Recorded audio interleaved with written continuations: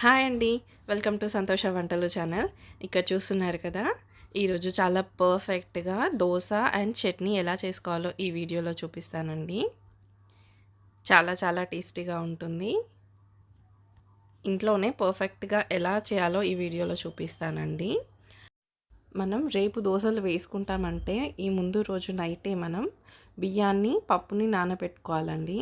ఇక్కడ చూసారు కదా! ఇక్కడ ఒక 2 గ్లాసెస్ రేషన్ బియ్యాన్ని ఇలా గిన్నెలోకి తీసుకొని అలాగే హాఫ్ గ్లాస్ వరకు మినపప్పుని ఈ బియ్యంలో వేసుకోవాలండి. అలాగే ఒక 1 టీ స్పూన్ వరకు మెంతులని కూడా ఈ బియ్యం పప్పులో వేసుకొని వాటర్ వేసి నానబెట్టుకోవాలండి. ముందు రోజు నైట్ ఈ బియ్యం అంతా మునిగేలాగా వాటర్ వేసేసి మంచిగా నానబెట్టుకోవాలండి. ఇది నైట్ అంతా నానిన తరువాత నెక్స్ట్ డే మార్నింగ్ దీన్ని 2-3 సార్లు నీట్గా వాష్ చేసుకోవాలండి. ఇలా వాష్ చేసుకున్న దాన్ని మనం ఇలా మిక్సీ జార్లో వేసి ఒక 1 గ్లాస్ వరకు వాటర్ వేసేసి ఇలా రుబ్బి పెట్టుకోవాలండి.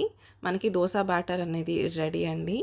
ఇప్పుడు ఈ పిండిలో 1.5 టీ స్పూన్ వరకు సాల్ట్ని వేసుకోవాలండి. ఈ సాల్ట్ మంచిగా కలిసేలాగా ఈ పిండిని మంచిగా కలుపుకోవాలి. ఒక 1 గ్లాస్ వాటర్ అయితే సరిపోతుందండి. ఈ నానబెట్టిన బియ్యం పప్పులో వేసి ఇలా రుబ్బుకుంటే, ఇలా రుబ్బుకున్న తర్వాత మనం దోస వేసుకోవడమేనండి.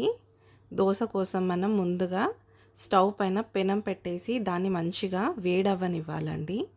చూసారా దోస బ్యాటర్ అనేది ఎలా ఉందో కన్సిస్టెన్సీ. ఇలా పెనం బాగా వేడయిన తర్వాత ఇలా కొద్దిగా వాటర్ వేసి చూసుకోవాలండి. ఇలా తొందరగా ఆవిరైపోతే పెనం అనేది మంచిగా కాలినట్టు.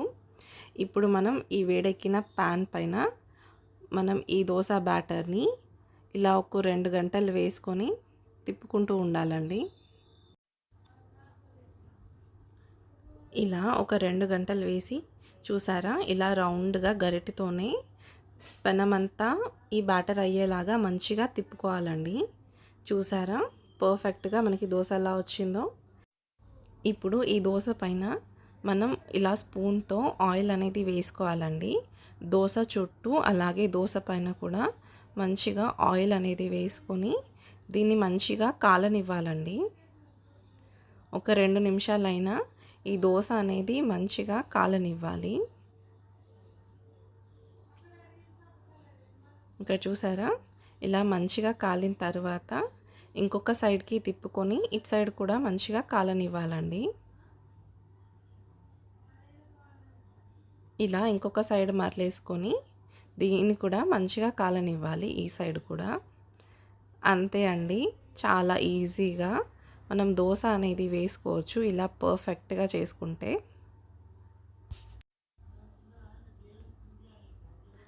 ఇలా 2 వైపులా కాలిన తర్వాత మనం ప్లేట్లోకి తీసుకోవడమేనండి. ఈ దోశ ఇంకొకసారి చూడండి ఎలా వేయాలో.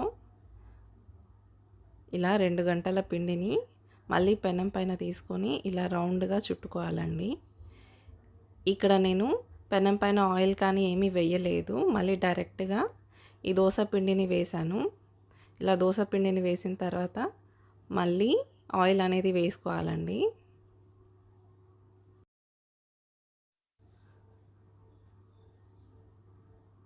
ఇక్కడ చూసారా ఎంత పర్ఫెక్ట్గా దోశ అనేది మనకి వచ్చిందో.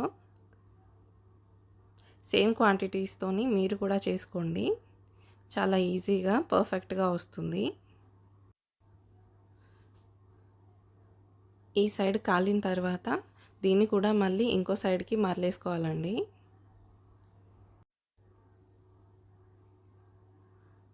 మనం ఎప్పుడు దోశ వేసుకున్నా ఈ పెనం అనేది మంచిగా వేడవ్వనివ్వాలండి. అప్పుడే మనకి దోశ అనేది పర్ఫెక్ట్గా వస్తుంది. పెనం గనక మంచిగా వేడవ్వలేదు అని అంటే మనకి దోశ అనేది రాదు. సో పెనం అనేది మంచిగా వేడవ్వనివ్వాలి ముందే. ఇలా 2 వైపులా మంచిగా కాల్చుకోవాలండి దోశని. చూసారా ఎంత పర్ఫెక్ట్గా వచ్చిందో. ఇప్పుడు ఈ దోశని ప్లేట్లోకి తీసుకోవడమేనండి. మీరు కావాలంటే ఈ దోశలోకి ఆలుతో మసాలా ప్రిపేర్ చేసుకొని మసాలా దోసలాగా కూడా చేసుకోవచ్చు, లేదా ఇలా ప్లెయిన్ సింపుల్ దోస అండ్ పల్లీల చట్నీతో అయినా తినొచ్చండి. చాలా చాలా టేస్టీగా ఉంటుంది. చూసారా, ఈ వైపు కూడా మంచిగా కాలింది. ఇప్పుడు మనం దీన్ని ఒక ప్లేట్లోకి తీసుకోవడమేనండి. ఇప్పుడు మనం పల్లీల చట్నీ ఎలా ప్రిపేర్ చేసుకోవాలో చూద్దామండి ఈ దోసలోకి. దానికోసం మనం ముందుగా గ్యాస్ పైన ఒక పెనం పెట్టేసి కొన్ని పల్లీలను తీసుకొని ఈ పల్లీల పచ్చితనం అంతా పోయేలాగా మంచిగా వేయించుకోవాలండి. ఒక గరిటెతో ఇలా పల్లీలని మంచిగా కలుపుకుంటూ పల్లీలన్నీ వేగేలాగా చూసుకోవాలండి. ఈ పల్లీలన్నీ వేగిన తర్వాత దీన్ని చల్లగా అయ్యేంత వరకు పక్కన పెట్టుకోవాలండి. ఇక్కడ చూసారు కదా, పల్లీలు అనేవి ఇలా వేగిపోవాలి. ఇప్పుడు ఇవి చల్లగా అయిన తర్వాత మనం మిక్సీ అనేది పట్టుకుందాం. మిక్సీలోకి ఇలా 3 పచ్చిమిర్చి, 3 వెల్లుల్లి రెమ్మలు పొట్టు వలిచినవి, అలాగే 1 టీ స్పూన్ వరకు జీలకర్రని వేసుకోవాలి. అలాగే 1/2 టీ స్పూన్ వరకు సాల్ట్ని కూడా వేసుకోవాలండి. మనం వేయించి పెట్టుకున్న పల్లీలను కూడా వేసుకోవాలి. ఇప్పుడు దీన్ని మిక్సీ అనేది పట్టుకోవాలండి. ఇప్పుడు 1 గ్లాస్ వరకు వాటర్ యాడ్ చేసేసి ఇంకా స్మూత్గా మిక్సీ అనేది పట్టుకోవాలండి, మెత్తగా అయ్యేలాగా. ఇప్పుడు మనం ఆ చట్నీకి పోపు అనేది పెట్టుకుందామండి. దానికోసం గ్యాస్ పైన ఒక కడాయి పెట్టేసి ఒక 1 టీ స్పూన్ వరకు ఆయిల్ వేసేసి కొద్దిగా ఆవాలు, కొద్దిగా జీలకర్ర వేసుకుందాం. ఇప్పుడు మనం కట్ చేసి పెట్టుకున్న ఉల్లిగడ్డల్ని కూడా వేసుకుందామండి. ఒక ఉల్లిగడ్డ ఇలా ముక్కలుగా కట్ చేసుకున్నాను. ఇప్పుడు మనం 1/2 టీ స్పూన్ వరకు పసుపుని కూడా యాడ్ చేసుకుందాం ఈ ఉల్లిగడ్డల్లో. ఇప్పుడు దీన్ని మంచిగా కలుపుకొని మనం మిక్సీ పట్టి పెట్టుకున్న పల్లీల చట్నీలో వేసుకోవాలండి. ఇక్కడ చూసారు కదా, ఉల్లిగడ్డ మరీ ఎక్కువ వేగనివ్వాల్సిన అవసరం లేదు. ఇలా పసుపు వేసి కలుపుకొని డైరెక్ట్గా మనం పల్లీల చట్నీలో వేసుకోవడమేనండి. ఈ పోపు అంతా మంచిగా కలిసేలాగా ఇప్పుడు ఈ చట్నీ అంతా కలుపుకోవాలండి. అంతే, మనకి చాలా సింపుల్గా పల్లీల చట్నీ అనేది రెడీ అండి దోసలోకి.